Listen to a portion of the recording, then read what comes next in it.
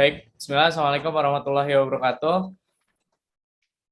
Waalaikumsalam Warahmatullahi wabarakatuh. Oke, terima kasih semuanya. Alhamdulillah di sesi perkuliahan kita hari ini, kita kedatangan lagi dosen tamu. Biasanya kalau mata kuliah ini memang setiap semester ada dosen tamunya, dan saya udah kehadiran partner kerja sebetulnya ya, ada Kang Ican. Halo Kang Ican, apa kabar? Halo, sehat Kang. Alhamdulillah. Oke teman-teman, saya sedikit memperkenalkan Kang Ican. Kang Ican ini adalah front-end developer di Jabar Digital Service. Partner kerja saya, beliau banyak pengalaman di web development gitu ya, terutama yang berkaitan dengan JavaScript gitu. Dan sesuai dengan materi kita di pertemuan hari ini, Kang Ican akan banyak sharing tentang JavaScript gitu ya, dari mulai basic, dari mulai dasar sampai mungkin kita ngobrol-ngobrol nanti Kang Ican terkait masa depan programmer JavaScript seperti apa sih gitu ya. Saat ini kan most wanted banget kayaknya tuh orang-orang tuh nyari yang bisa JS gitu ya, apapun frameworknya gitu ya, dan lain sebagainya. Nanti kita akan bincang-bincang dengan Kang Ican. Nah, untuk mempersingkat waktu mungkin mangga nih, panggungnya langsung saya kasih ke Kang Ican. Silakan Kang, mangga. Oke, suara saya aman ya? Jelas? Aman-aman. Oke, Bismillahirrahmanirrahim. Assalamualaikum warahmatullahi wabarakatuh. Waalaikumsalam warahmatullahi wabarakatuh. Apa kabar nih teman-teman semua? Ini mahasiswa UPI semua ya. Ini pada semester berapa Kang Rian kalau boleh tahu teman-teman ini? Ini semester berapa teman-teman? Semester 4, Pak. Semester 4 ya. Waduh, saya jangan dipanggil Pak ya. Oke, perkenalkan, nama saya Noval Ihsan Kusumayadi, bisa dipanggil Ihsan atau Kang Rian biasa manggil Ican juga di kantor. Ya seperti yang sudah tadi Kang Rian bilang ya, atau Pak Rian bilang, itu saya sebagai Saya dipanggil Bapak, gerak. Saya sebagai front-end developer di Jabar Digital Service, kurang lebih sudah 1 tahun lebih ya, mau 2 tahun. Mau nggak mau, sebagai front-end developer ya pasti harus tahu bahasa pemrograman, umumnya JavaScript gitu ya kalau di front-end gitu. Mungkin untuk latar belakang pendidikan saya waktu itu berkuliah di salah satu universitas swasta, jurusannya Teknik Informatika, S1 Teknik Informatika, kemudian lulus di tahun 2019 awal, kemudian dari situ saya magang selama 6 bulan di salah satu BUMN di Indonesia. Nah, sejujurnya saya nggak seperti teman-teman ya, di kampus ada mata kuliah khusus untuk pemrograman web gitu ya, khususnya belajar JavaScript gitu. Nah, karena dulu di kampus saya itu lebih banyak diarahkannya ke arah data science gitu. Jadi bahasa pemrograman yang dipelajarinya kurang lebih ke Python gitu ya, bukan ke JavaScript untuk data science. Nah, mungkin memang kalau untuk pemrograman web sekarang ini memang banyaknya di JavaScript ya. Kemudian jadi saya pemrograman web ini hasil belajar otodidak. Di saat saya proses magang 6 bulan ini saya belajar secara otodidak, dan di 2019 akhir saya mulai masuk ke bekerja sebagai developer di Pemda Jawa Barat, dan pada 2021 saya bergabung di Jabar Digital Service gitu ya. Mungkin cerita sedikit bagaimana saya awal mula bisa masuk ke ranah web developer atau secara khususnya di JavaScript gitu ya. Kita langsung masuk aja mungkin ya ke materinya. Saya izin share screen. Boleh di-enable dulu share screen-nya.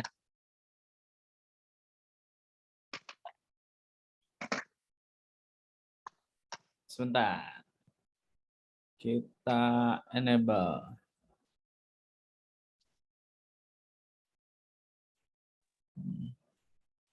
Saya nggak pernah kuliah online begitu. Ini langsung jadi ngajar online ya. Iya, tuh. Ini generasi pandemi, Kang Ican. Iya ya. Udah bisa share screen sekarang, silakan. Oke, bentar ya.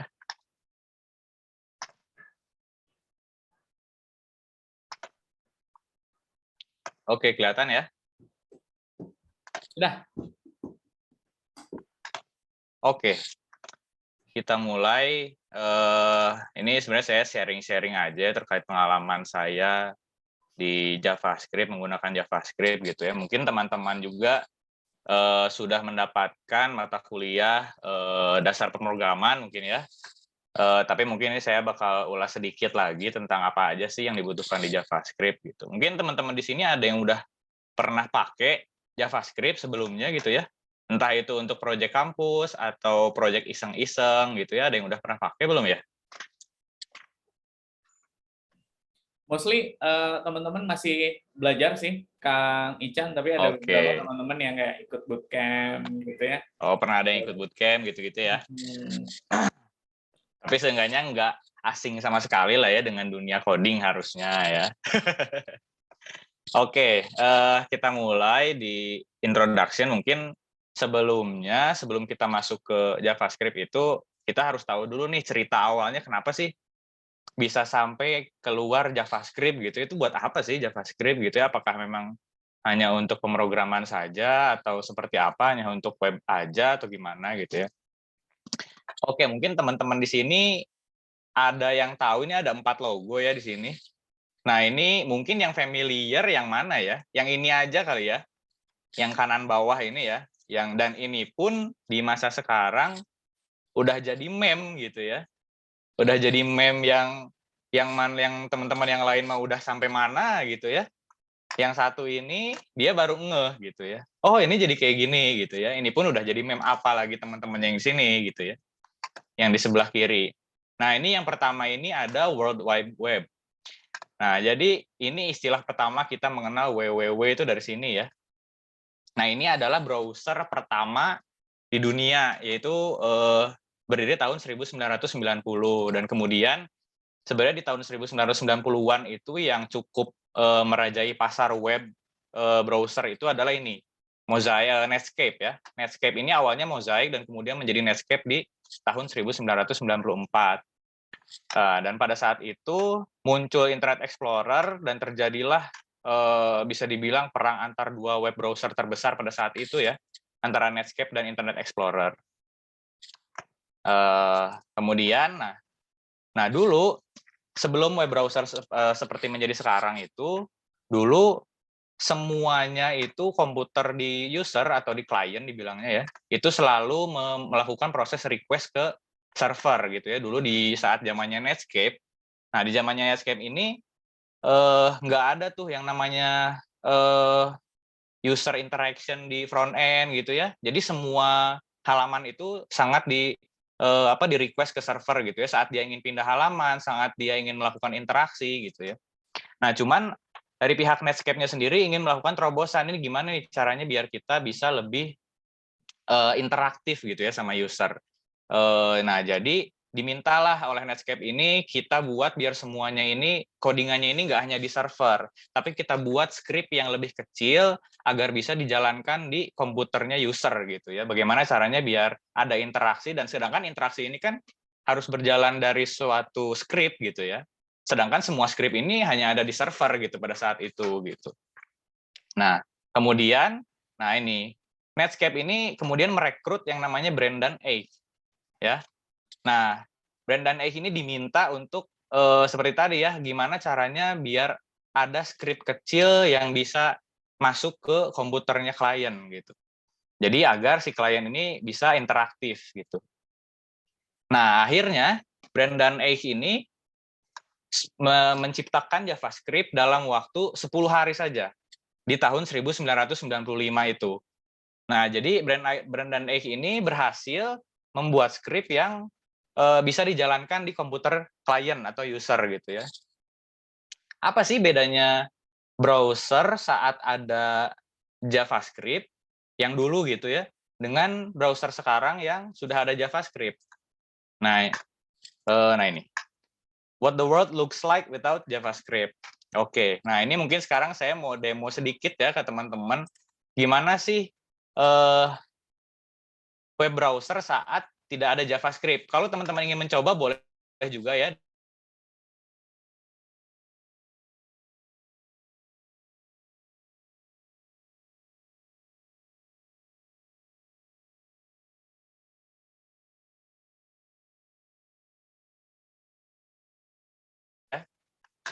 Boleh dicoba masing-masing, cuman jangan lupa aja dinyalain lagi ya. Nah, kemudian kita coba masuk ke browser, salah satu browser, misal Google. Nah, misalnya ini kita cari UPI. Ini nggak bakal keluar ini di bawahnya. Tulisannya. Kita enter, baru bisa keluar gitu ya. Dan ini pun tampilannya mungkin cukup beda dengan Google yang sekarang gitu ya. Ini sangat biasa, tidak ada animasi atau apapun. Dan ini kalau misalnya kita mau cari yang lain, UPI Bandung ini tidak ada rekomendasi di bawahnya. Mungkin kalau misalnya kita nyalain lagi, kita refresh. Nah, ini keluar lagi kan, yang di bawahnya. Nah, ini yang dinamakan interaksi langsung di klien gitu ya. Karena ini yang menjalankan ini semua ini JavaScript ini. Nah, dulu Brendan Eich itu diminta untuk bikin yang seperti ini. Nah, jadi dulu saat belum ada JavaScript ya seperti tadi gitu ya. Sangat jarang.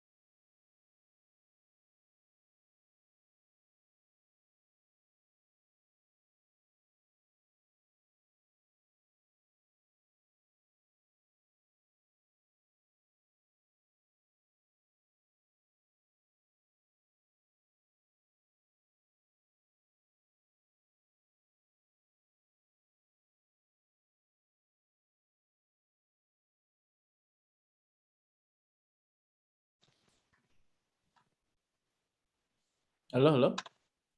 Halo. Ini yang keputus saya atau Kang Ican? Saya Icannya, kayaknya Pak. ya. Hah? Sebentar. Suara saya ada ya? Ada. Sorry. Ntar harus dinyalain lagi ntar kameranya. Tadi sampai mana ya? Dari si JavaScript kalau nggak ada interaksi di klien, lalu si Oh Brendan ya. ini diminta untuk membuat Oh ya, bentar ya. Saya JavaScript, nyalain Pak, ya. kameranya dulu. Udah ada aja nih.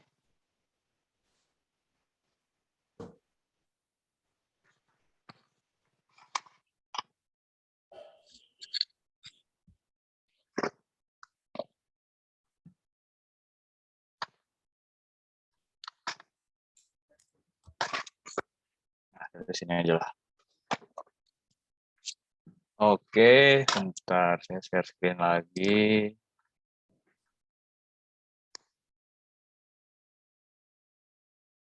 Muncul ya? Ya. Oke, tadi sampai sini ya. Ya. Pantas tadi saya coba buka YouTube kok nggak kebuka. Tadi saya mau demoin YouTube. Nah ini ya, tadi sampai si Google ini dia nggak bisa keluar interaksinya ya. Nah, kemudian, nah itu yang terjadi saat, nah ini kalau teman-teman udah ada yang nyoba dulu juga belum ya? Jadi ini oh saya belum demoin yang di Chrome ya. Nah kalau di Chrome itu, nah kalau di Chrome ini ke setting ya, setting yang paling kanan sini, setting kemudian di paling atas tulis JavaScript. Nah tulis JavaScript, kemudian di sini ada site setting. Nah, di bawah ada JavaScript. Nah, ini ada sites can use JavaScript. Nah, yang bawah ini don't allow sites to use JavaScript. Nah, ini kalau mau coba ya. Klik aja ini, tapi jangan lupa dibalikin gitu ya. Coba kita buka YouTube. Buka Google aja deh.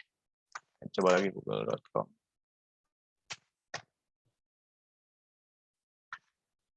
Kampus di Bandung. Nah, nggak keluar nih. Itu ya, kalau mau coba di Chrome. Kalau di Firefox tadi, about.2config di URL-nya. Oke.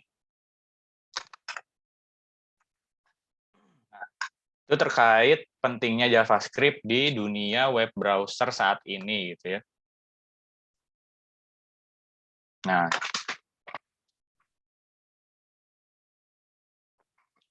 belum dinyalain lagi, pantas nggak keluar. Lupa. Nah.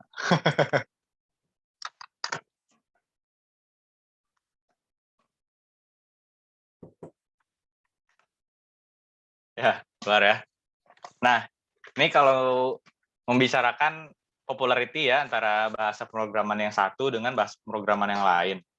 Nah, ini saya ambil dari Redmond, grafiknya dari Redmond. Nah, ini JavaScript ini di paling atas nih. Ini diambil datanya dari kuartal 3 tahun 2021 ya, Q3 2021. Yang ke kanan ini diambil berdasarkan project yang ada di GitHub ya. GitHub ini Google Drive-nya programmer, bisa dibilang kayak gitu ya, tempat repository project itu biasanya di GitHub. Kemudian sumbu Y-nya ini berdasarkan tag yang ada di Stack Overflow. Stack Overflow ini bisa dibilang solusi-solusi masalah yang biasa ditemukan oleh programmer itu di sini ya.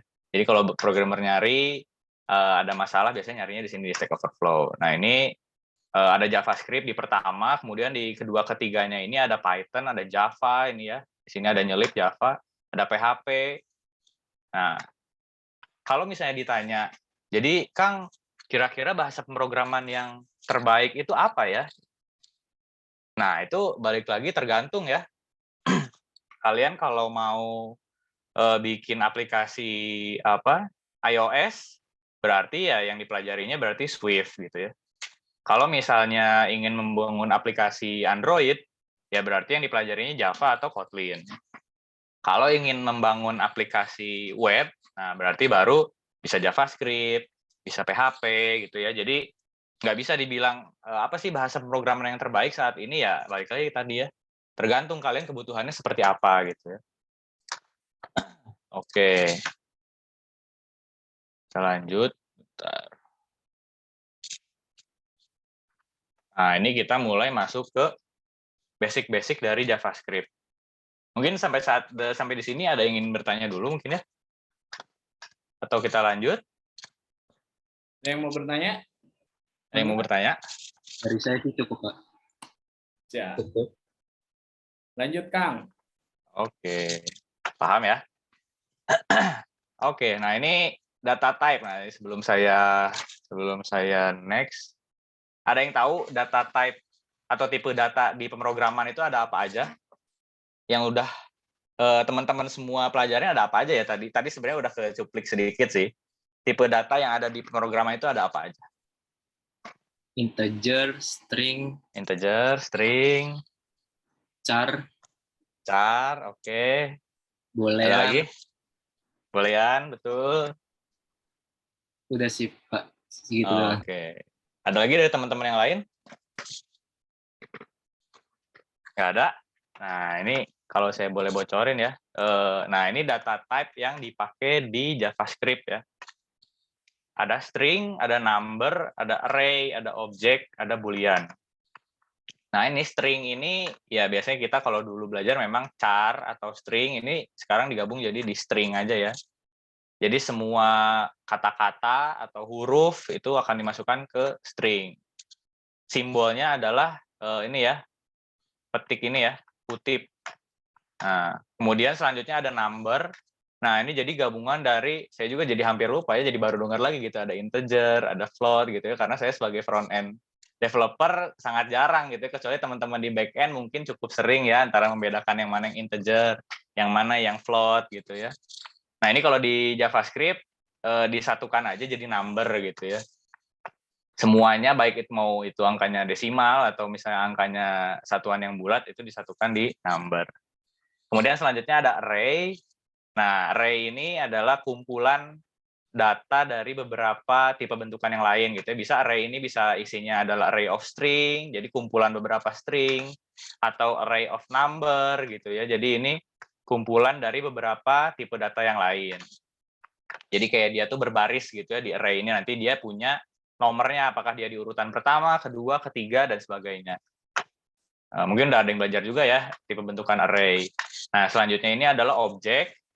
Nah, objek ini nanti mungkin kita bisa lihat lagi ya seperti lebih detail objek ini seperti apa. Jadi objek ini kurang lebih seperti array, tapi dia tidak punya indeks atau urutan nomor gitu ya. Kalau tadi saya bilang array ini ada urutan nomor ya, ke satu, kedua, ketiga, keempat. Nah, kalau objek ini dia indeksnya ini punya nama-nama sendiri gitu ya. Nanti kita sendiri yang bikin si indeksnya itu mau namanya apa gitu. Nanti ada contoh. Kemudian kalau boolean tetap boolean ya. Dan isinya pun sama, hanya ada true atau false. Ini sama seperti yang tadi disebut ya, boolean. Nah, nah ini kita masuk ke operator. Operator apa aja sih yang ada di JavaScript yang sering digunakan? Mungkin beberapa juga sama seperti bahasa pemrograman yang lain, cuman mungkin beberapa ada yang beda juga. Nah, ini sama dengan, ini sama ya sama yang lainnya gitu. Dia akan meng-assign nilai Y kepada X, kemudian tambah sama dengan ini, artinya, contohnya seperti ini ya, ditulisnya X tambah sama dengan Y, artinya adalah X akan di-assign dengan nilai X sebelumnya ditambah Y. Selanjutnya ada kurang sama dengan, nah ini ada artinya penulisannya seperti ini, X kurang sama dengan Y, artinya adalah X akan diisi dengan nilai X sebelumnya dikurangi Y. Jadi biasanya penulisannya yang dipakai yang ini ya, karena untuk mempersingkat script gitu. Kemudian ada bintang sama dengan, penulisannya seperti ini, artinya adalah X akan diisi dengan nilai X sebelumnya dikali Y. Kemudian ada slash sama dengan, penulisannya seperti ini, artinya sama juga akan diisi dengan nilai X sebelumnya dibagi dengan Y. Nah, ada yang tahu bedanya slash dengan persen ini apa? Kalau slash itu dibagi, kalau persen itu modulus. Modulus tuh kayak gimana tuh? Sisa Ada bagi. contohnya? Betul. Sisa bagi ya. Jadi kalau misalnya 3/2, maka hasilnya adalah 1/2 ya.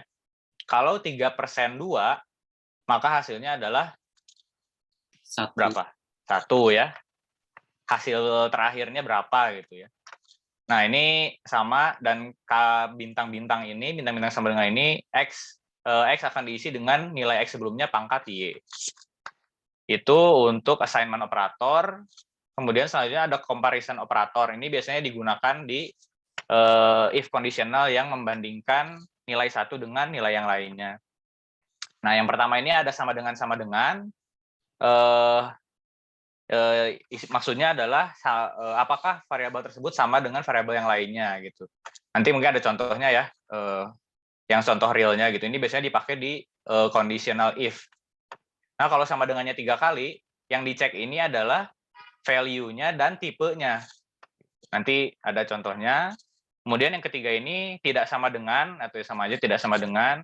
Kalau misalnya tidak sama dengan lagi, yang tidaknya itu adalah nilainya dan juga tipenya, bukan dan ya, tapi salah satu. Kalau salah satunya udah berbeda, maka nilainya akan true. Bukan dan ya, kalau ini kan dia tidak sama dengan value-nya dan tipenya. Kalau ini tidak samanya hanya salah satu, maka nilai tersebut akan true. Kemudian yang selanjutnya adalah lebih besar dari, ini sama kayak kita belajar logika matematika ya. Lebih besar dari, lebih kecil dari, lebih besar sama dengan, lebih kecil sama dengan. Nah, ini ada ternary operator yang nanti kita akan belajar juga. Ini untuk conditional if statement. Oke.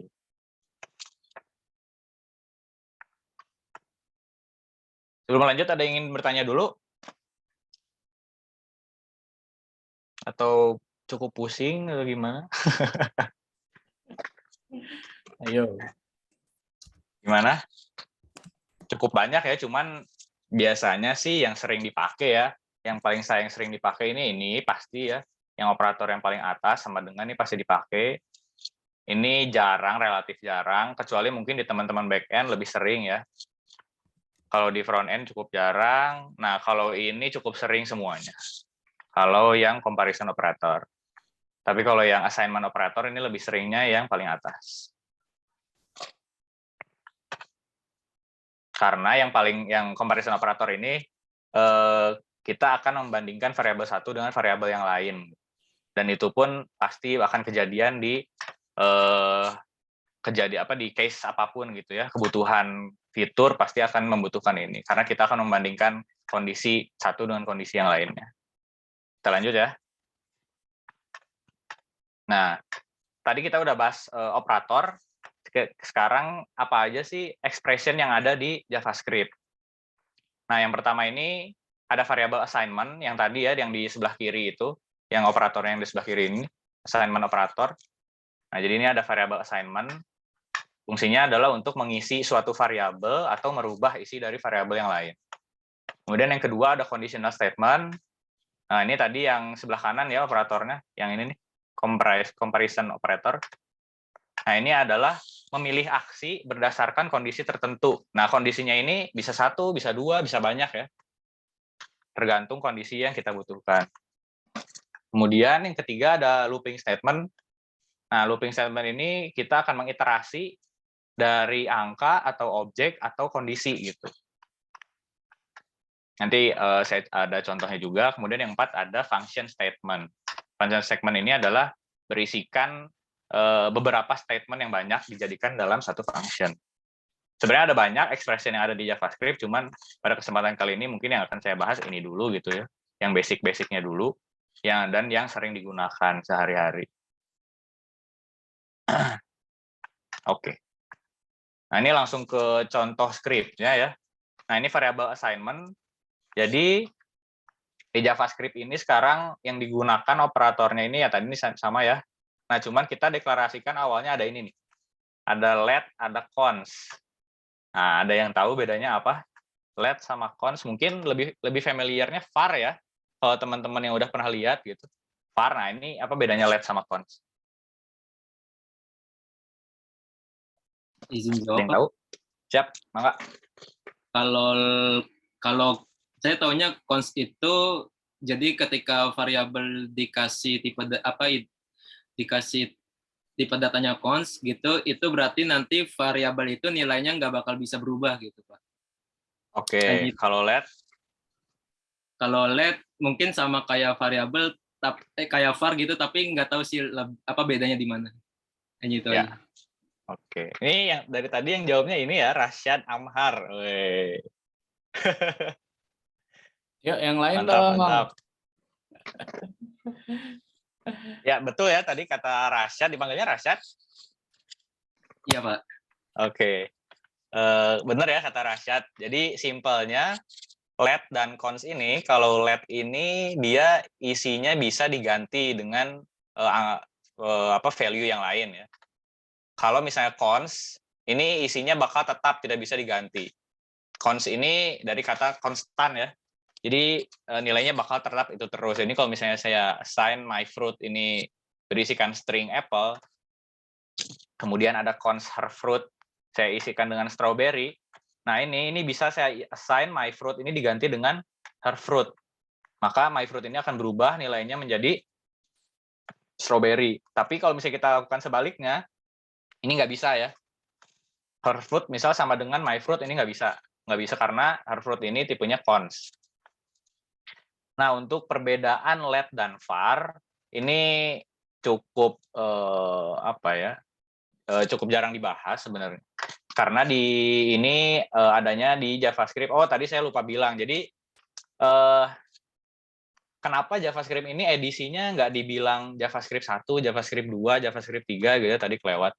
Tapi dibilangnya ES ya. ES1, ES2, ES3 dan sekarang ini ada di ES6. Jadi kita kembali lagi tadi ke brand and egg ini, dia bekerja untuk ECMA. Jadi Netscape ini bekerja sama dengan ECMA. ECMA ini suatu komunitas standardized di Eropa gitu ya, menstandarisasi pemrograman gitu atau bahasa pemrograman. Jadi ES itu singkatan dari ECMAScript ya. Jadi JavaScript-nya ini punya si ECMA ini. Makanya kenapa namanya ES5, ES6. Jadi ini tuh maksudnya ECMAScript 6, ECMAScript 5 gitu. Ya, yang terbaru ini ECMAScript 6. Yang kita pakai sekarang biasanya ECMAScript 6. Dan let dan cons ini muncul di ECMAScript 6 atau ES6, dan di ES5 ini pakainya masih var gitu ya. Jadi biasanya kalau udah pakai let cons, yang dipakai ya udah let cons aja, nggak dipakai var. Sebenarnya mirip ya let sama var. Cuman kalau kita baca ada perbedaannya itu di scope gitu ya. Nanti mungkin untuk penjelasan lebih detail mungkin di kesempatan selanjutnya mungkin ya, kalau Kang Rian ngasih kesempatan juga sih itu. Jadi Nah, perbedaannya itu di scope ya. Sering lagi. Itu ya perbedaan antara let dan cons. Itu di variable assignment. Nah, kemudian selanjutnya ada di conditional ya, statement expression selanjutnya. Nah, ini yang tadi kita bahas di ini ya, mana sih? Nah, ini comparison operator ya. Nah, ini kita bakal pakai operator-operator yang ada di sebelah kanan. Nah, ini. Ada di mana sih operatornya? Nah, ini nih, di dalam statement if ini. Kita lihatnya yang sebelah kiri dulu ya, nggak usah yang sebelah kanan. Nah, ini misal saya tulis cons my fruit, saya isi dengan orange. Nah, ini kemudian saya tulis if my fruit sama dengan orange, maka akan keluar my fruit is orange. Tapi kalau misalnya my fruit-nya bukan orange, nah maka akan keluar my fruit is not orange. Nah, ini berdasarkan ini karena saya menentukan kondisinya my fruit harus sama dengan orange. Nah, kenapa sama dengannya ini 3? Kenapa nggak 2? Tadi kan ada sama dengannya 2 dengan sama dengan yang 3 ya. Nah, ini bedanya adalah kalau sama dengannya 3, ini tipenya harus sama persis dengan value-nya. Mungkin ini saya bisa ini ya. Kita kasih contoh di sini.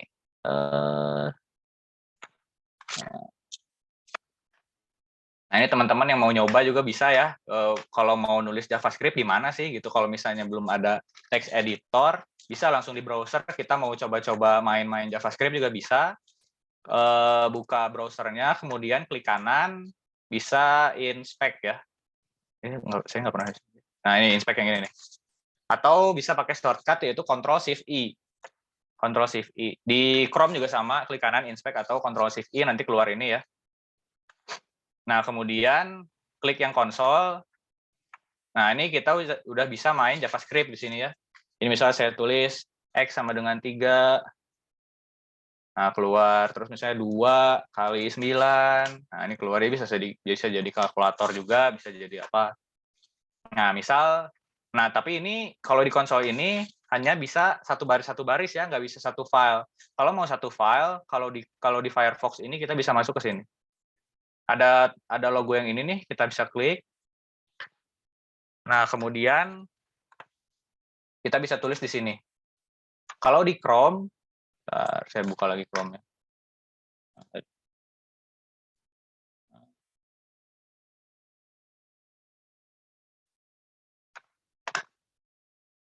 Saya nyalain lagi belum ya?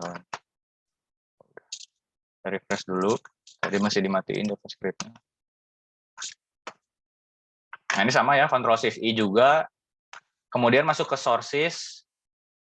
Nah, di sources ini kan biasanya awalnya di konsol ya. Kemudian klik ke sources. Nah, kemudian dari ini ada panah ke kanan, diklik. Terus ada snippet. Kalau misalnya belum keluar ya. Nah, karena ini saya udah klik, jadi keluar di sini snippetnya. Nah, nanti bisa tulisannya di sini. Tulisan JavaScript-nya ya. X sama dengan 3, Y sama dengan 2. Kemudian kalau mau jalaninnya, bisa klik ini, atau klik Ctrl Enter.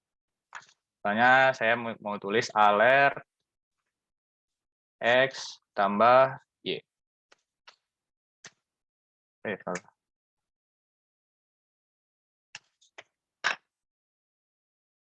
Nah, ini pasti keluar ini, 5 di sini. Karena saya nulis alert ini yang keluar di sini ya. Atau kalau mau yang lain itu bisa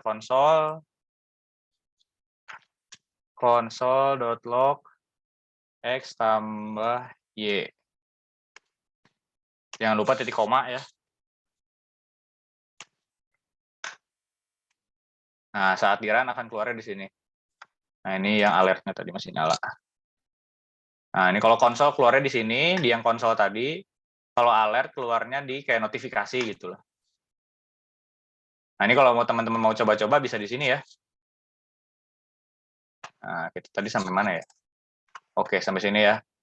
Nah, ini nih. Jadi saya tulis tadi cons my fruit sama dengan orange.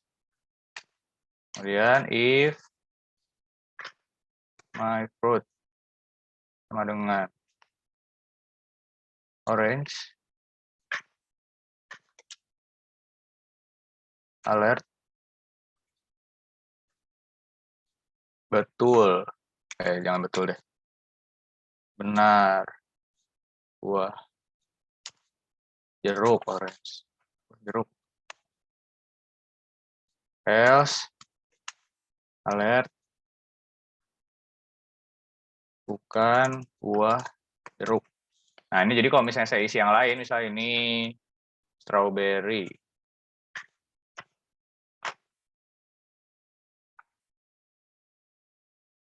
Nah, ini saat di-run.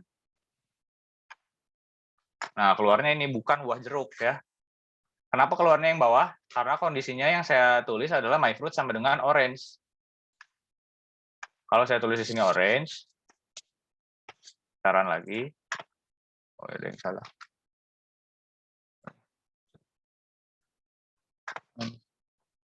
Oh, udah ke ini yang tadi. Ganti jadi LED.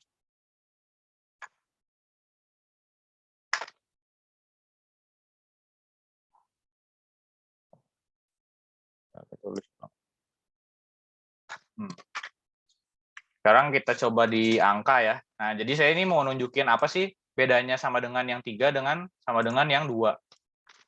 Let angka sama dengan 2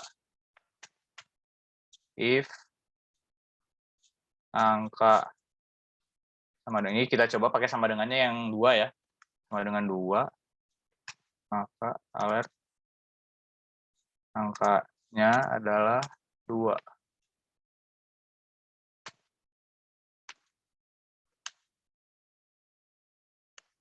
Bukan angka 2. Nah, ini angkanya adalah 2, karena kita isi angkanya 2. Kalau kita isi angkanya 3, apa ya? Oh, kayaknya dia masih masuk yang tadi. Nah, bukan angka 2. Ini kelihatan nggak ya? Kelihatan. Oke. Nah, ini saya mau liatin apa bedanya sama dengannya yang 2 dengan sama dengannya yang 3. Jadi kalau misalnya saya tulis 2-nya ini pakai kutip, yang mana akan membuat si angka ini jadi string. Kalau saya run ini, jadi ini.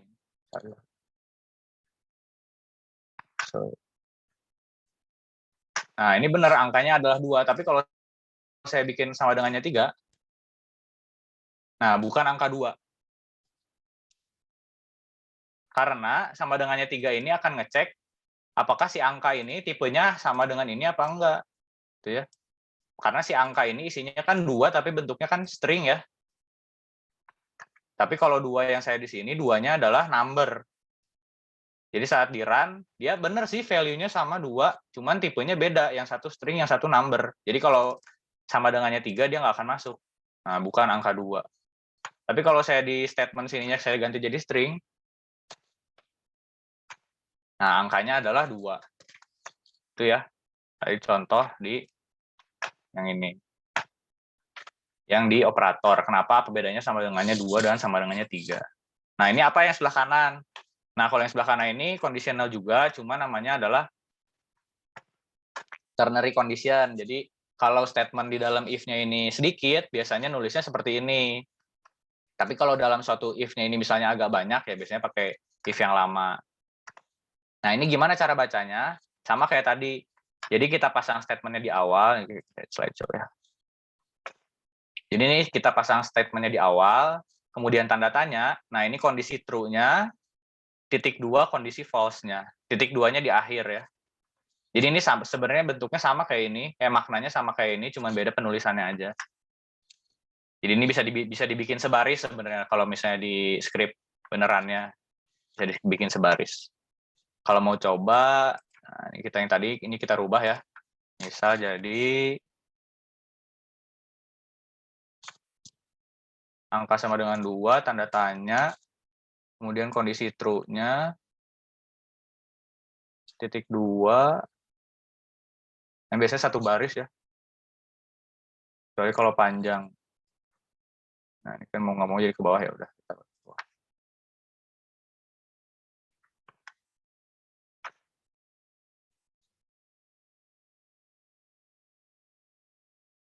Nah, ini titik 2-nya titik komanya di belakang aja terakhir. Nah, ini kita komen dulu. Nah, sama ya. Atau kalau misalnya nggak percaya ini hapus deh. Nah, kalau misalnya kita ini ganti, ininya jadi number, tapi padahal yang di atasnya string. Nah, bukan angka 2. Jadi sama ya. Ini cuma beda penulisannya aja. Tapi sama-sama maksudnya adalah conditional statement. Nah, selanjutnya ini ada looping. Mungkin teman-teman juga pernah ya belajar apa itu looping. Dan biasanya sih saya yang familiar di kampus itu dulu pakainya while. Atau do while do. Atau for ya. Nah, biasanya yang saya sering pakai sih kalau misalnya udah di kerjaan biasanya pakainya for ya. Dan penulisannya seperti ini. Ini kalau yang sebelah kiri ini kalau ingin kita mengiterasi dari suatu array. Nah, ini tipe bentukan array ini seperti ini ya. Tadi saya belum liatin contohnya seperti apa. Jadi array itu ujungnya ada kurung siku, ditutup dengan kurung siku juga. Nah, kemudian isinya itu harus sama ya tipenya. Kalau string semua, kalau integer semua, kalau objek semua. Nah, ini kebetulan array of string. Nah, ini isinya array of string, my fruit, ada orange, apple, watermelon. Nah, ini dipisah dengan koma. Nah, string ini, array ini, dia mempunyai length biasanya. Nah, length-nya ini, ya berarti ada 3 gitu ya. Length-nya ini jumlah item yang ada di array tersebut. Dan nomor urutnya dimulai dari 0 ya. Kalau di pemrograman, mungkin teman-teman juga udah familiar, jadi nomor urutnya ini dimulai dari 0. Jadi si orange ini indeksnya 0, apple ini indeksnya 1, watermelon ini indeksnya 2. Tapi kalau dibilang my fruit ini lengthnya berapa, tetap 3 ya, nggak jadi 2. Nah, ini kalau misalnya kita mau looping dari array tersebut, nah ini for const fruit in my fruit, nah ini kita assign sendiri ya, fruit ini satu itemnya, nanti akan console log fruit, akan keluar masing-masing, ini nanti kita bisa coba. Atau kalau misalnya for dalam statement yang lainnya, nah ini bisa for i-nya dari 0 sampai i kurang dari 5, i-nya ditambah di setiap iterasinya. Ini penulisannya seperti ini ya. Jadi sebenarnya ini maksudnya kita pengen mengiterasi sebanyak 5 kali. Jadi kalau ingin mengiterasi sebanyak 5 kali, penulisannya seperti ini. Let i sama dengan 0, titik koma, i kurang dari 5. Kenapa i kurang dari 5? Kenapa nggak i kurang dari sama dengan 5 gitu ya? Kan sampai 5. Karena i-nya kita mulai dari 0, bukan dari 1. Kecuali kalau ini kita mulai i-nya dari 1, baru i-nya kurang dari sama dengan. Ini console log i akan keluar 1 sampai 5. Coba ya.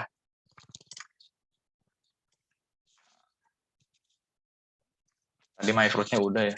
My fruit dengan range. Oh, tapi di sini nggak bisa. Jadi di Chrome. Coba di Chrome.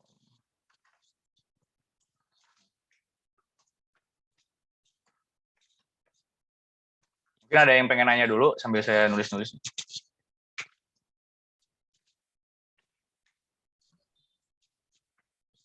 Ayo teman-teman. Oke, ada yang nanya tukang Taufikul Alfarizi. Mangga. Ya Pak, izin bertanya. Kalau di JavaScript ini seperti titik koma ngaruh nggak, Pak? Kayak kalau di HTML kan bisa dijalankan walaupun ada error. Kalau di JavaScript ini bagaimana, Pak? Masih bisa dijalankan atau tidak, Pak? Terima kasih, Pak. Ya, kalau di JavaScript Kalau di JavaScript yang benar-benar cuma JavaScript-nya aja itu harus ada ya. Tapi kalau misalnya JavaScript yang udah masuk ke framework, nah itu biasanya ada toleransi. Ada framework yang ngebolehin nggak usah pakai titik koma, ada framework yang harus pakai titik koma. Jadi nanti balik lagi ya, kita project-nya akan seperti apa, apakah mentolerir titik koma atau enggak. Gitu. Begitu.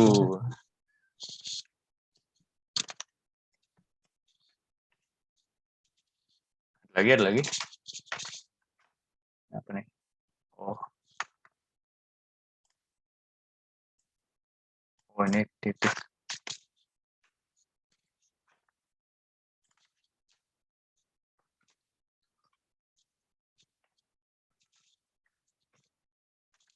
Oke.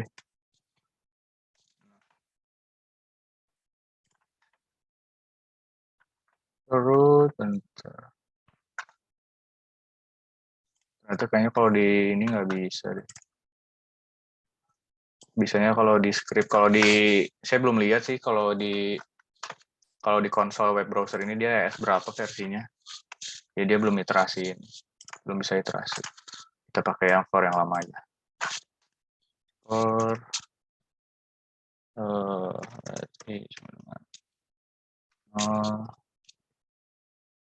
i kurang dari 5.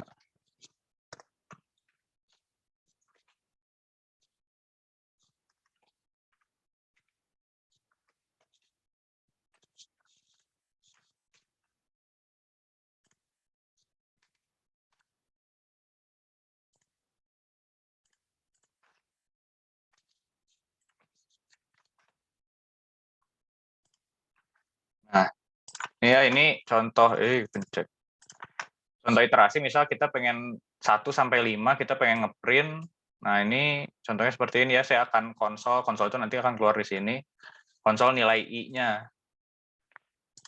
Nah, ini bakal keluar 0, 1, 2, 3, 4. Kenapa ada 0? Karena saya mulai dari 0 gitu ya. Ini cuman ingin memperlihatkan ini tuh si sintaks yang berada di dalam for statement ini akan berjalan sebanyak 5 kali. Kalau misalnya kita konsolnya kita ganti jadi halo misal.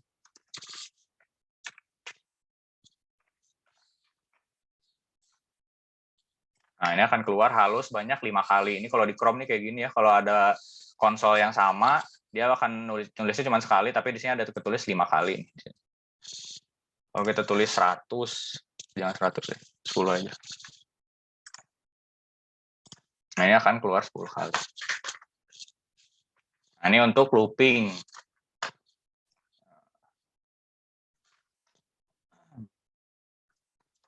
Mana tadi slide-nya? Oh, ya. Nah, selanjutnya ada function.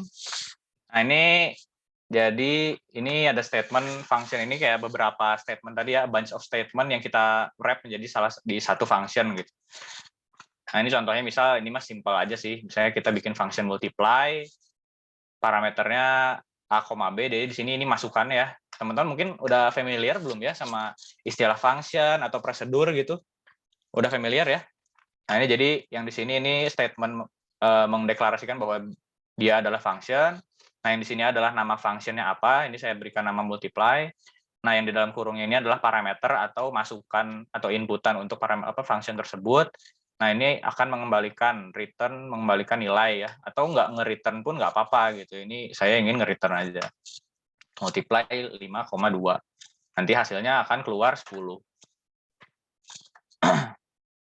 Nah, mungkin itu di expression tadi udah ada assignment, conditional statement, looping, function. Ada yang ingin bertanya dulu? Tadi ada yang raise hand, Siti ya, kalau nggak salah. Yuk, silakan ditanyakan. Langsung aja. Yuk. Yuk, Siti. Ya, Pak, baik. Izin tanya. Untuk JavaScript sendiri, apakah sama dengan bahasa Java? Atau mungkin itu turunan dari bahasa Java, kan karena namanya hampir sama gitu, Pak. Oke. Lalu untuk Ya. aktivitas sendiri, lebih sulit mana gitu, Pak? Orang banyak Ya, yang ini dari nama ya. betul. Ini saat saya belajar pemrograman web pun di tutornya bilang pasti ada yang nanya ini. Kalau misalnya saat belajar JavaScript pasti ada yang nanya, Java sama JavaScript sama nggak sih?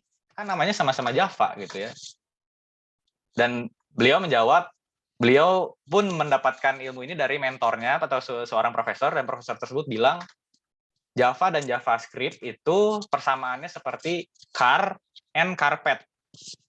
Nah, maksudnya apa? Jadi tidak ada samanya sama sekali gitu. Car and carpet gitu, sama-sama car kan? Tapi apakah ada persamaannya gitu? Nah, jadi jawabannya seperti itu analoginya ya. Java dan JavaScript itu seperti car and carpet. Karena ya ada banyak lah ya, dan sekarang pun terhadap produknya pun berbeda gitu. Nah, untuk Java sendiri lebih ke Android, dan JavaScript sendiri untuk ke web pemrograman, web developer. Nah, untuk susah atau enggak itu relatif ya. Saya juga nggak bisa bilang mana yang lebih gampang, karena gampang atau enggak itu ujung-ujungnya lebih ke biasa ya. Kalau misalnya kita udah lebih biasanya sama JavaScript, ya berarti pasti bilangnya lebih gampang JavaScript gitu. Dan kalau misalnya lebih biasanya Java, berarti pasti bilangnya lebih gampang Java. Subjektif sih kalau misalnya gampang atau enggak. Tapi kalau saya pasti bisa lebih bilang lebih gampang JavaScript. Karena programmer JavaScript. Betul. Kang, ada yang raise hand lagi, Kang. Mangga Rasyad. Mangga, Syad.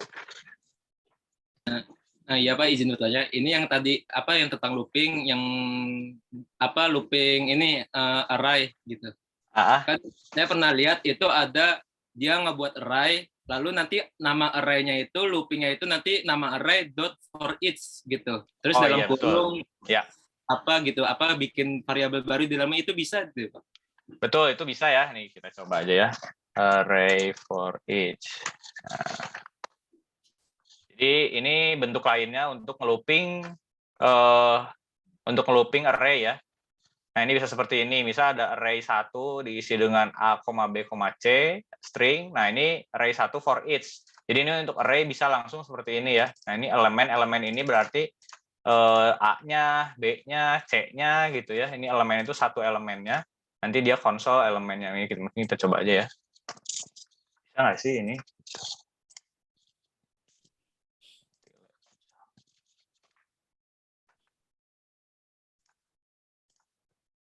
Nah, ini ya, keluar nih. A, B, C. Ini statementnya aja ya. Ya, ini bukan konsol. Yang konsolnya ini nih. A, B, C. Jadi bisa for each. Bisa juga pakai for each. Jadi, apalagi array ada banyak banget ya. Operator setelahnya. Nah, ini nih. Ada banyak kalau array. Ada sum, ada filter. Oh, ini ada banyak banget sebenarnya JavaScript. Ini hanya sebagian dari operator yang sering dipakai gitu. Jadi, untuk kalau mau pakai for each bisa. Itu Rasa. Ya Pak, baik Pak, terima kasih. Ada lagi?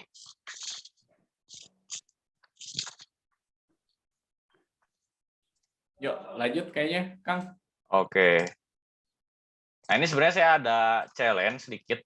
Kalau misalnya ada yang mau gitu ya. Tapi kalau enggak kita lanjut aja dulu ya. Sampai jam berapa, Kang Rian? Mangga. Lanjutin dulu aja, Kang. Challenge-nya mungkin bisa di PR-kan ya, ditugasin. Oh, siap. Waduh, tugas nih katanya. Ujungnya dapat tugas nih. Oke, ini nanti challenge-nya terakhir ya.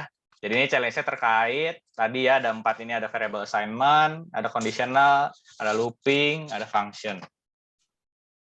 Oke, kita lanjut dulu. Wes, kunci jawaban. Yes. Oke. Nah, ini itu terkait basic JavaScript. Jadi tadi udah ada apa namanya tipe datanya, ada operatornya, ada expression-nya, dan itu pun sebenarnya masih banyak lagi expression yang lain yang ada di JavaScript gitu. Tadi saya bahas ada 4 itu yang sering digunakan sehari-hari. Nah, mungkin ini kita masuk ke framework kali ya. Karena mungkin ya JavaScript sebenarnya kalau kita bahas JavaScript aja pasti sebenarnya kalau belajar JavaScript itu ada tujuannya gitu. Jadi nggak hanya belajar JavaScript-nya aja, tapi belajar JavaScript itu pasti ada tujuannya, apakah ingin ke front-end developer atau ke back-end developer gitu ya. Jarang yang belajar JavaScript tapi ya udah pengen JavaScript aja, karena kalau untuk pengen data science bahasanya biasanya Python gitu. Nah ini framework apa sih framework? Ada yang tahu framework apa? Kalau saya soalnya dulu pertama belajar web, dengar kata framework ini apa sih framework, saya nggak ngerti-ngerti gitu framework itu apa. Ya tahu saya bahasa Indonesianya kerangka kerja gitu ya framework itu. Nah cuman apa maknanya gitu? Mungkin ada yang pernah dengar apa sih framework gitu? Izin menjawab, Kak. Siap, mangga. Ya Pak, Kalau setahu saya, framework itu tempat mempermudah kita biar cepat bekerja di dalam suatu web gitu, Kak. Betul. Mungkin pernah pakai atau contohnya kayak gimana ya yang mempermudah ini? Kalau pakai sih belum pernah, cuman Nah, pernah belajar ini iya ya, Bootstrap. Bootstrap. Iya. Oke. Ada lagi yang lain yang pernah dengar framework? Apa sih framework? Betul ya, tadi yang dibilang ya mempermudah kita bekerja. Jadi, saya belum bikin analoginya sih, ini langsung contoh. Jadi si framework ini kurang lebih seperti apa ya? Jadi kalau misalnya kita bekerja dari nol, ini kita coba bikin.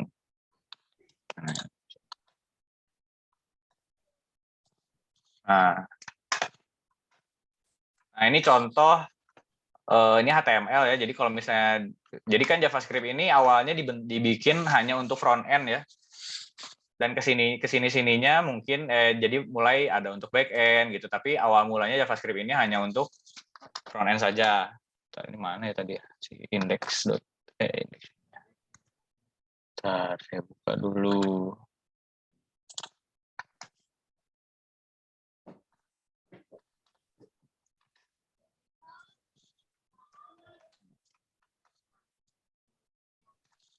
Nah, jadi mungkin teman-teman yang pernah bikin file ngotak-ngatik file HTML udah familiar ya dengan ini gitu.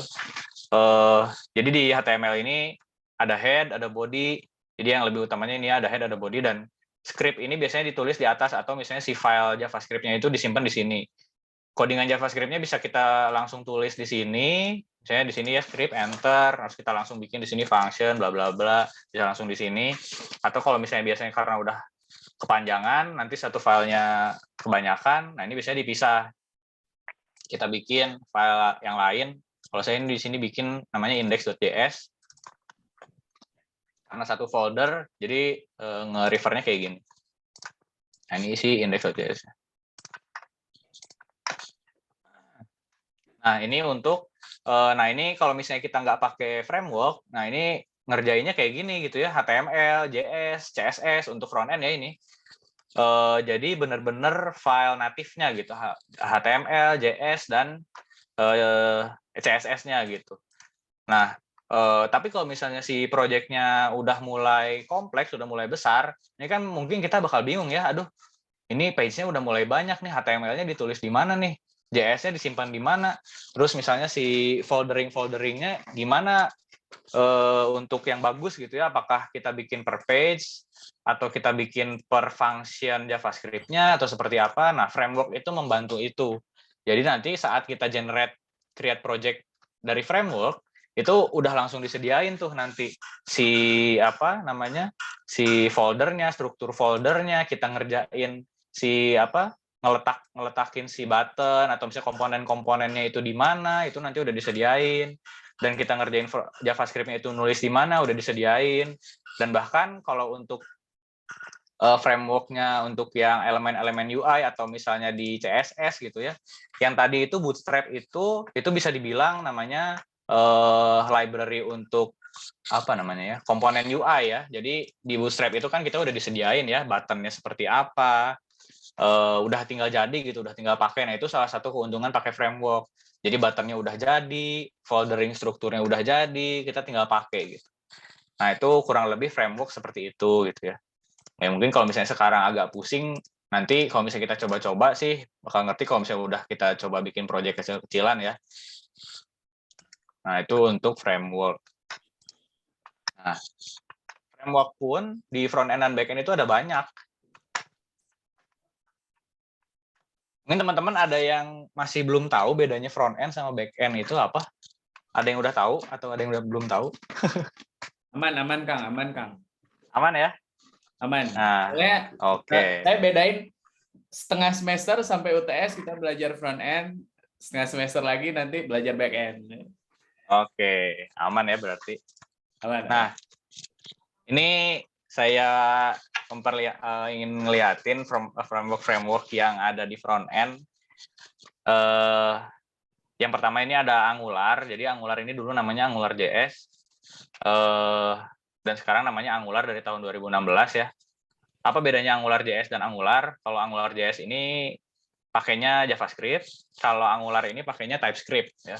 Jadi dia nggak pakai JavaScript, tapi dia pakainya TypeScript. Nah ini beberapa company yang pakai ya, ada Snapchat. Nah ini yang tengah nih apa nih ya? Tinder ya. Nah ini ada Tinder sama ada Udemy. Udemy ini aplikasi untuk kita belajar ya. Untuk teman-teman yang pengen explore berbagai macam pelajaran dari yang free sampai yang berbayar ada di situ. Saya pun alumni Udemy ini belajarnya web developer ini nggak belajar di kampus, saya belajar di sini nih di Udemy. Jadi yang gratis pun ada kalau misalnya mau coba-coba ada di situ. Nah, kemudian selanjutnya ada React.js, ini framework selanjutnya dari front end. Ini pakainya JavaScript dari tahun 2013. Nah, company yang pakainya itu ada Facebook, ada Netflix, ada Twitter, Tokped, ada Instagram. Nah, ini pakainya React.js ya. Untuk yang di webnya. Jadi bukan ngomongin aplikasi yang di mobile ya. Jadi Instagram yang di HP itu bukan pakai React.js gitu. Karena React.js ini untuk di web. Kan Instagram ada ya yang di webnya gitu, versi webnya. Tokopedia pun ini Tokopedia yang di versi webnya. Begitupun dengan Netflix dan Twitter. Nah, ini yang ketiga ada Vue.js. Nah, ini Vue.js ini ada dari 2013. Yang pakainya company-nya ada GitLab, ada 9gag. Nah, ini ada Alibaba Travel. Nah, ini dan di Jabar Digital Service pun mayoritas pakainya framework-nya Vue.js. Nah, ini ada popularitas masing-masing framework yang tadi ya, berdasarkan NPM downloads, atau misalnya ya kita bilang download lah gitu, simpelnya. Di downloadnya itu paling banyak dalam 5 tahun terakhir ini adalah React ya. Mungkin tadi kelihatan juga dari company yang pakai ya, ini yang terkenal pakainya React. Jadi yang cukup dipakai di perusahaan-perusahaan atau misalnya di yang unicorn itu pakainya React ya, karena kompleksitasnya cukup tinggi. Nah ini pakainya React. Yang kedua ini ada Vue dan Angular. Makanya ini saya simpen 3 ini di pengenalan ini ada 3 ya, karena berdasarkan data statistik ini 5 tahun terakhir yang banyak dipakai itu ya ini 3 ini. Ada React, Vue dan Angular sampai tahun 2022.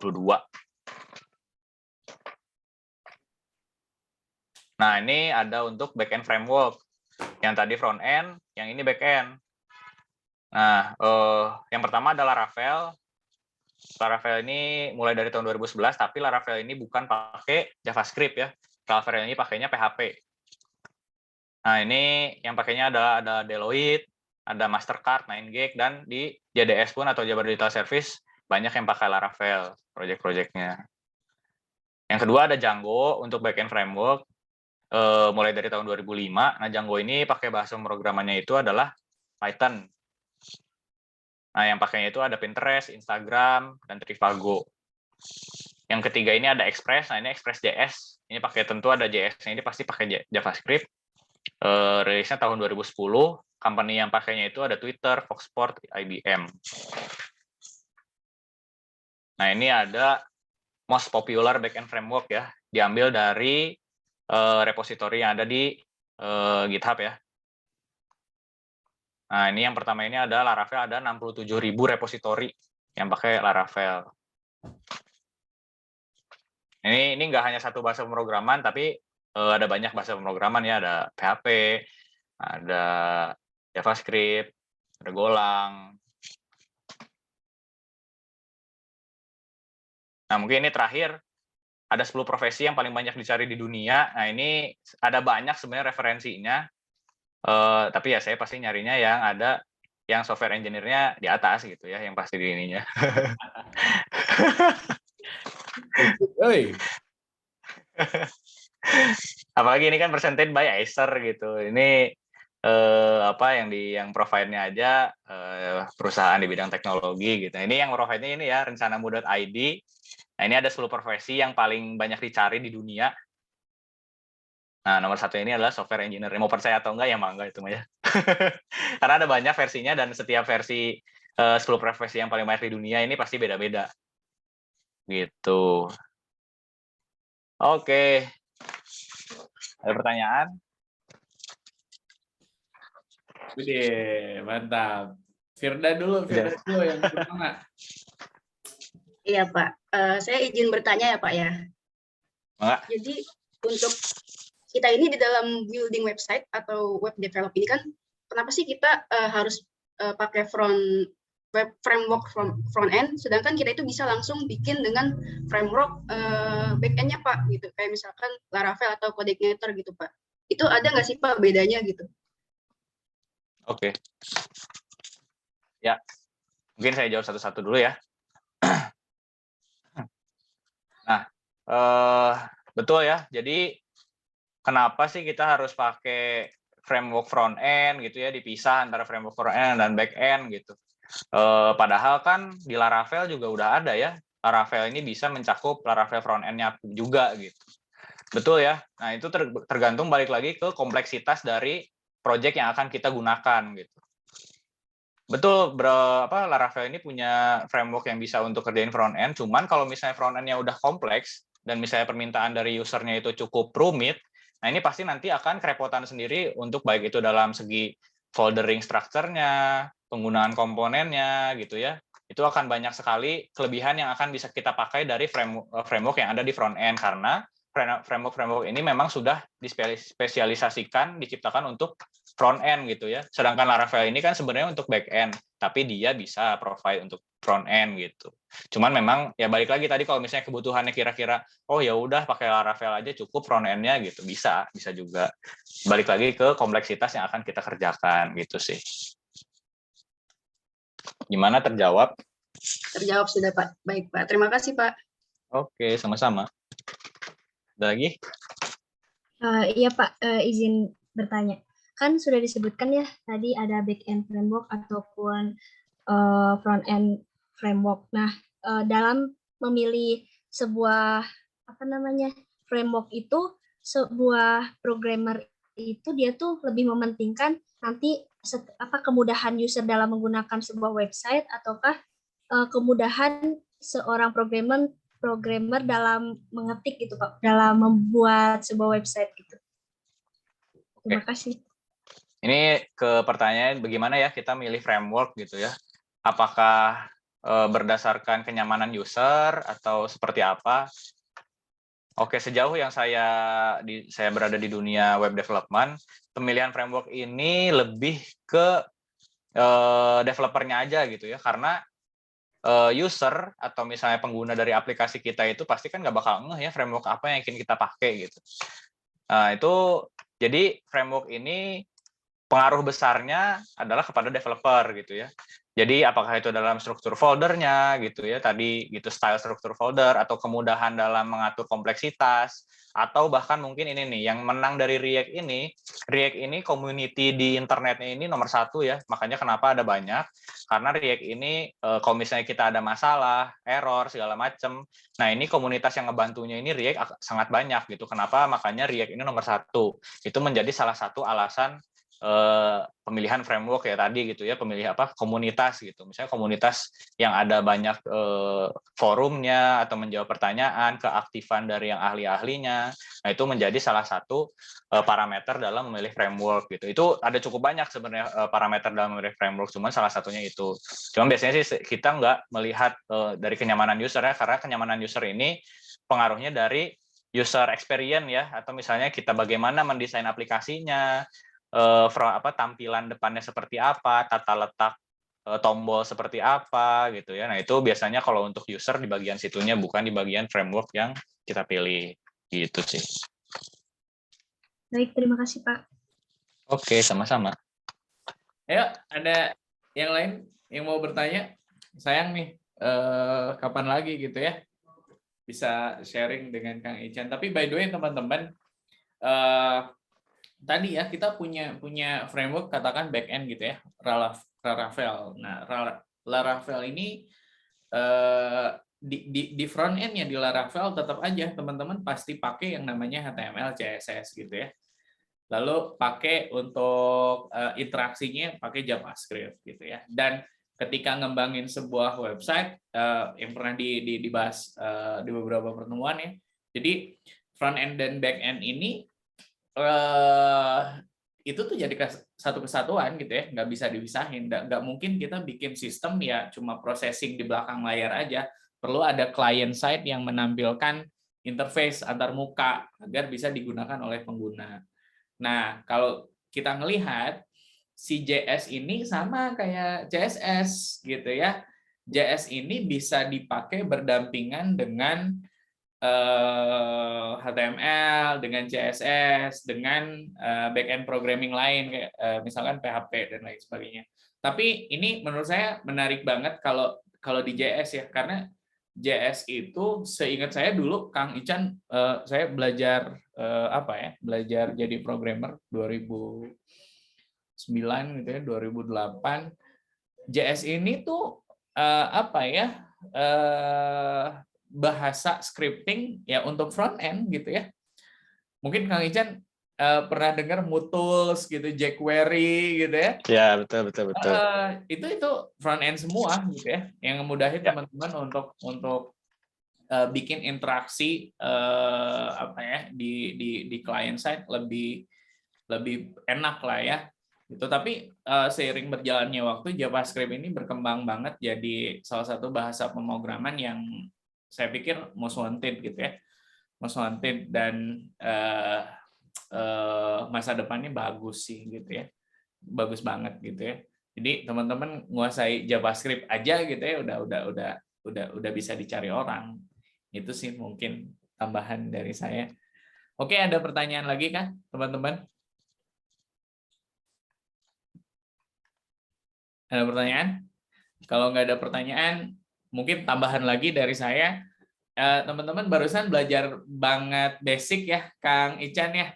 Basic banget, dan ini yang saya sering ingetin ke teman-teman. Kalau belajar di kelas pasti sangat terbatas gitu ya. Yang paling banyak membantu teman-teman untuk improve skill yaitu eksplorasi di luar kelas gitu ya. Dari sini kalau ngomongin JS mah panjang gitu ya. Panjang banget gitu ya. Belum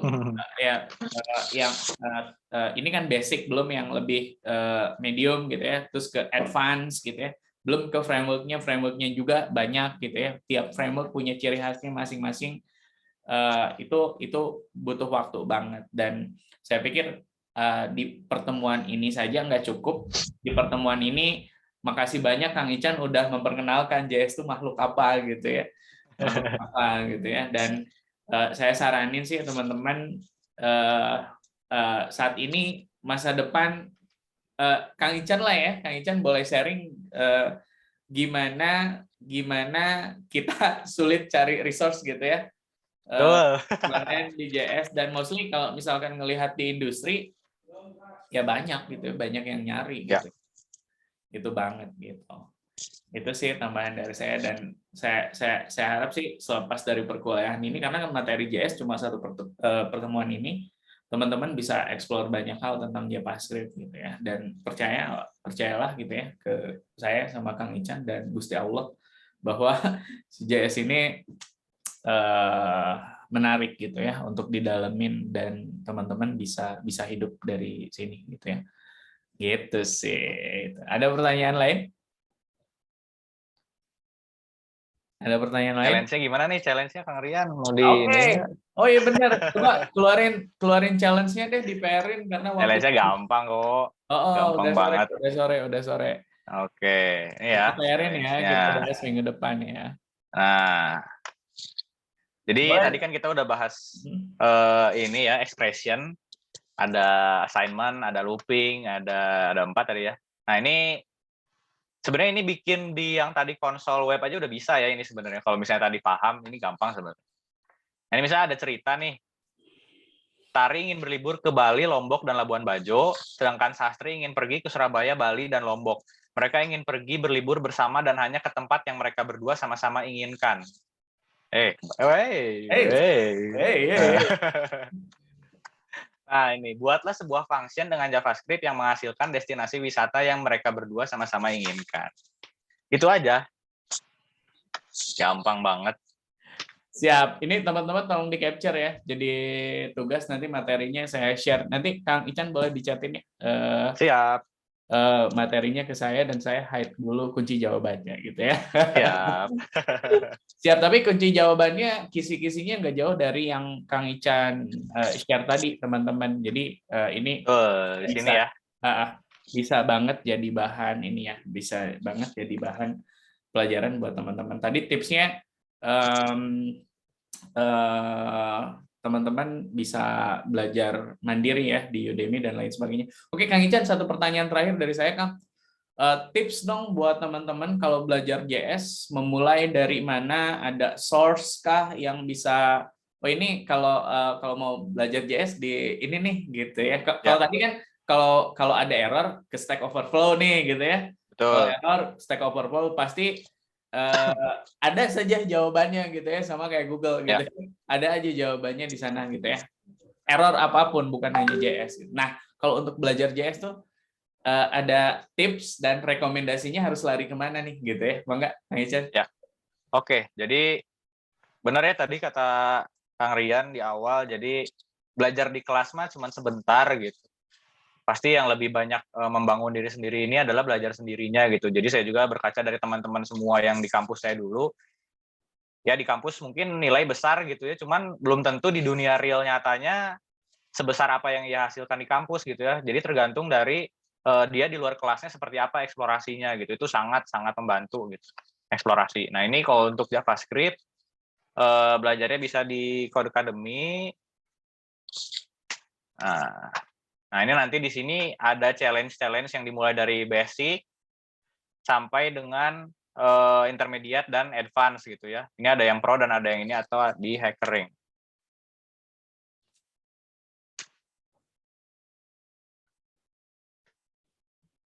Nah, ini ya. Jadi sini nanti bisa coba-coba, bisa di Codecademy atau di HackerRank. Ini ada challenge-challenge buat kita. Jadi challenge-challenge-nya ya seperti ini tadi ya. Nah, ini seperti ini, kita bisa apa enggak gitu nge-solving soal ini gitu. Basicnya sama seperti ini. Nanti mereka pun menyediakan solusi jawabannya gitu. Nah, ini ada yang dari gratis sampai yang berbayar gitu. Nah, ini dari mulai basic, intermediate sampai dengan advance ada di Codecademy, HackerRank, sini ada. Ini salah sedikit dari source yang kita bisa belajar JS gitu sih, Kang Rian. Oke, Kang, kalau dulu saya nge-hire engineer, berarti saya ujinya pakai HackerRank. Jadi iya betul. Pakai HackerRank gitu, suruh ngerjain aja tas di HackerRank gitu ya. Betul. Tapi kan ini lebih ke ngerjain challenge ya gitu ya. Kalau materi yang kayak gitu di mana, Kang? Kalau materi sebenarnya di YouTube juga banyak ya, yang basic-basicnya JavaScript. Cuman memang yang saya beberapa kali baca gitu antara di YouTube gitu, karena saya sebenarnya lebih banyak enak belajar itu dari video. Memang yang banyak yang enak ini dari Udemy gitu, karena di Udemy ini memang mereka dedicated lecturer ya. Jadi memang mereka benar-benar lecturer yang punya ilmu untuk mengajar. Jadi nggak hanya sembarang praktisi, tapi memang mereka juga punya ilmu untuk mengajar gitu sih. Jadi memang sejauh ini saya di Udemy enak sih. Oke, sip, atur nuhun. Kang Ican, paling basicnya mah teman-teman kayaknya Web3 School udah cukup banget. Betul, bisa juga Web3 School bisa. Web3 School udah cukup banget ngasih inilah ya, ngasih panduan ke teman-teman untuk belajar basic gitu ya. Kayak HTML, CSS gitu ya, basicnya bisa banget. Advance-nya mungkin boleh teman-teman belajar di YouTube, boleh ke Udemy. Kalau pengen challenge, latihan-latihan, boleh lari kayak misalkan ke HackerRank gitu ya. Sip. Nah paling ini Kang Rian satu lagi kalau mau nambahin, tadi kan bisa di Web3 School, Atau bisa di developer Mozilla juga sama ya. Jadi ada tadi dokumentasi expression-nya ada apa aja gitu ya. Nah ini nih ada expression operator, di sini ada banyak nih. Ini kalau mau baca bisa di sini ada statement, ada function, ada class, errornya seperti apa. Ini ada juga lengkap di sini karena JavaScript ini awal mulanya dari Mozilla ya. Jadi ini dia reference awalnya ini di sini. Gitu sih kalau mau baca-baca di sini juga bisa. Siap, mantap. Jadi gitu ya teman-teman, belajar basic boleh banget mediumnya apa gitu ya. Kalau senang audio visual boleh YouTube, boleh Udemy. Tapi basic Web3 School itu udah lebih dari cukup menurut saya. Kalau teman-teman ada kendala, error dan lain sebagainya, cari aja di apa namanya? Mendadak lupa. Stack Overflow. Stack Overflow gitu ya, cari di Stack Overflow. Sip, paling iya saya satu lagi ngingetin teman-teman, kalau nulis JS kan tadi Kang Ican banyak main di konsolognya si browser ya, mau Mozilla maupun Chrome gitu ya. Tapi implementasinya mah tetap teman-teman ya ngoding di file teman-teman gitu ya. Tapi kalau mau uji coba kok ada error gitu ya, solve-nya bisa di konsol gitu ya. Nah, ngodingnya tetap sama kayak kemarin kan kita sempat belajar CSS HTML ya, HTML CSS ya. Ada yang inline, ada yang internal gitu ya, ada yang eksternal gitu ya, ada inline JS, internal JS gitu ya. Kalau internal mostly sama kayak CSS, taruhnya di head. Kalau CSS mah tag-nya style, kalau JS tag-nya script. Nah, baru di dalamnya tambahin script. Tapi kalau misalkan script-nya pasti banyak, bikin aja kayak eksternal CSS yang kita pelajarin kemarin. Gitu ya, script source-nya ambil gitu ya dari folder manapun yang teman-teman taruh di sana gitu. Pada dasarnya ini jadi satu kesatuan gitu ya. Dan ini menarik pesan teman-teman, sekali lagi JS ini bukan hanya front end gitu ya. JS ini bukan hanya front end, bukan hanya soal interaksi, tapi lebih jauh dari itu processing juga bisa dilakukan oleh JS gitu. Jadi menarik banget untuk di-share, dan saya titip teman-teman eksplorasi sendiri, eksplorasi di rumah, itu penting banget untuk bisa improve skill teman-teman ya. Nah, Kang Ican, makasih banyak sharingnya di pertemuan singkat hari ini gitu ya, dari basic tapi menarik banget, teman-teman bisa lihat gitu ya bagaimana JS bekerja. Ini Kang, terakhir pesan Kang buat adik-adik mahasiswa nih. Saya harap sih teman-teman, ini kan mata kuliah ini tuh mata kuliah pilihan Kang. Jadi orang-orang terpilih yang ada di sini gitu ya. Wah, mantap. Harapan saya adalah ya teman-teman ini mostly bisa meneruskan jejak saya, Kang Ican. Saya udah pensiun kebetulan jadi engineer gitu. Bisa meneruskan jejak saya, jejak Kang Ican untuk bisa jadi ini ya. Apalagi ini menariknya banyak perempuan yang saya nggak nyangka masuk kelas program. Iya bener nih. Mata kuliah. Bener nih. Pilihan gitu ya. Bertolak belakang sama di kantor ya. Iya benar, di kantor nggak ada ya kita engineer cewek ya. Kalau di IT Dev, programmer nggak ada. Nggak ada. Programmer nggak ada. QA ada ya. Iya, adanya QA. Gitu ya. So, ini menarik kalau teman-teman kayak Anggun, Firda gitu ya, Siti gitu ya, bisa beneran jadi engineer. Wih, saya acungi jempol gitu ya. Sip, Kang, boleh ini closing statement, Kang, pesan buat teman-teman. Ya. Mangga. Ya, mungkin terima kasih ya Kang Rian untuk kesempatannya. Terima kasih juga buat teman-teman semua mahasiswa-mahasiswa UPI ini yang sudah hadir di kelas ini. Semoga kedepannya semakin sukses, semakin lancar kuliahnya, semakin lancar tujuan setelah kuliahnya apa gitu ya, untuk cari kerja, untuk mempunyai usaha sendiri, membangun software house sendiri. Semoga cita-cita masing-masingnya ini semoga tercapai. Semoga lancar segala urusannya dan semoga tetap semangat menjalani kuliahnya. Mangga, alhamdulillah, hatur nuhun. Sami, hatur nuhun. Oke teman-teman, setelah closing statement Kang Ican, berakhir pula sesi perkuliahan kita sore ini. Menarik.